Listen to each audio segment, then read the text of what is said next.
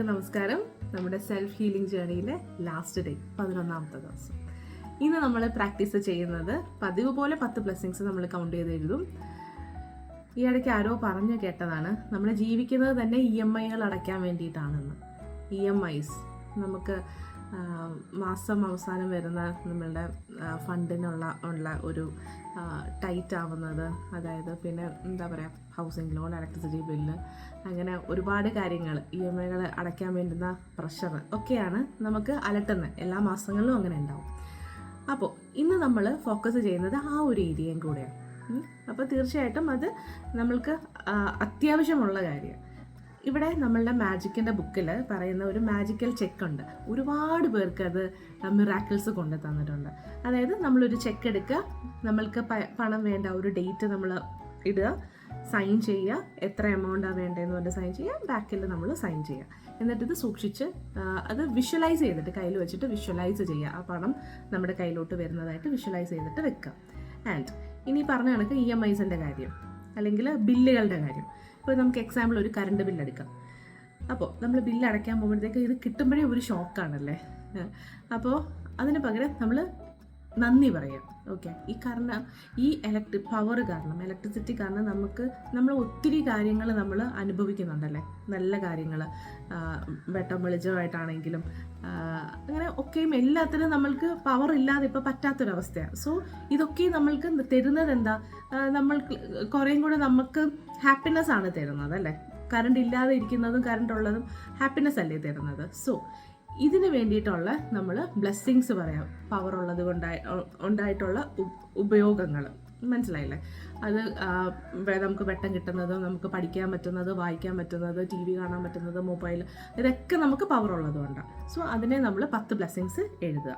അതായത് ഇപ്പോൾ വാട്ടർ ബില്ലാണെങ്കിൽ നമുക്ക് വെള്ളം കൊണ്ടുള്ള ഉപയോഗങ്ങൾ, അങ്ങനെ എന്തൊക്കെയാണോ നിങ്ങൾക്ക്, ഇപ്പം വെഹിക്കിള്, ഹൗസിംഗ് ലോൺ, അതൊക്കെയാണ് ഞാൻ ഉദ്ദേശിക്കുന്നത്. അപ്പോൾ ഇതൊക്കെ തരുന്ന പോസിറ്റീവ് വശങ്ങൾ എഴുതുക. എന്നിട്ട് നിങ്ങൾ ബില്ല് വരുമ്പോൾ വളരെ എക്സൈറ്റഡ് ആയിട്ട് അത് പേ ചെയ്യുന്നതായിട്ട് വിഷ്വലൈസ് ചെയ്യാം. സോ ഇതാണ് നമ്മൾ ഇന്നത്തെ 11ാമത്തെ ദിവസത്തെ ടാസ്ക്. സോ ഇത് നമ്മുടെ ലൈഫിനെ കുറേയും കൂടെ ഈസി ആക്കാൻ വേണ്ടിയിട്ടാണ്. നമ്മൾ നേരിട്ട ഓരോ ചാലഞ്ചസിനും നമ്മൾ ഗ്രേറ്റ്ഫുൾ ആയിക്കൊണ്ടിരുന്നു.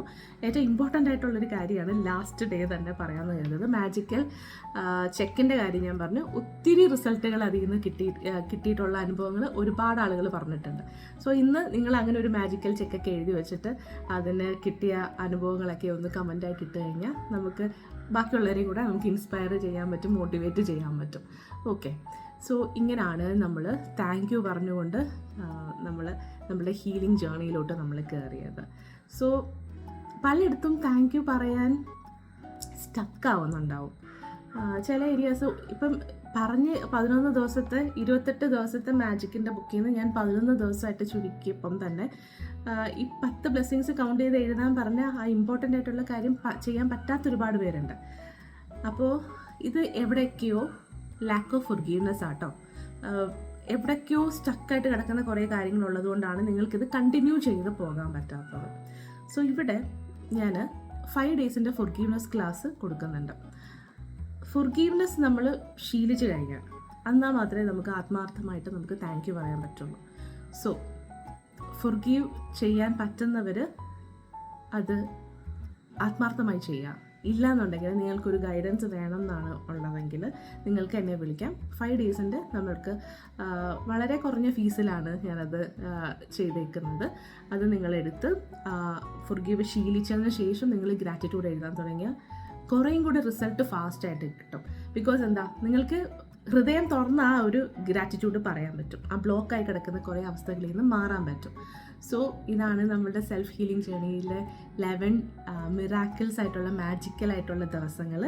ഇനി ഇത് തന്നെ നിങ്ങൾ കണ്ടിന്യൂ ചെയ്യണം കേട്ടോ. 11 ദിവസം കൊണ്ട് ഇവിടെ നിർത്തി കളയുമല്ല നമ്മളുടെ ഗ്രാറ്റിറ്റ്യൂഡ് ജേർണലിങ് അല്ലെ ആ ജേർണി നമ്മളിവിടെ സ്റ്റാർട്ട് ചെയ്യുകയാണ്. സോ ഇത് നിങ്ങളുടെ ഡെയിലി നിങ്ങളുടെ ഭാഗം. മൊബൈൽ സ്ക്രീൻ ടൈമിനെ റീപ്ലേസ് ചെയ്യുന്നതൊക്കെ ബുക്കുകൾ വെച്ച് ആക്കുക. പിന്നെ ഇതിനോടൊപ്പം കുറേ കാര്യങ്ങൾ നമ്മൾ പ്രാക്ടീസ് ചെയ്യേണ്ടതുണ്ട്. അതൊക്കെ 1 by 1 ആയിട്ട് നിങ്ങളുടെ മുന്നിൽ ഞാൻ ചെറിയ ചെറിയ ടിപ്സൊക്കെ ആയിട്ട് ഞാൻ വീണ്ടും വരും.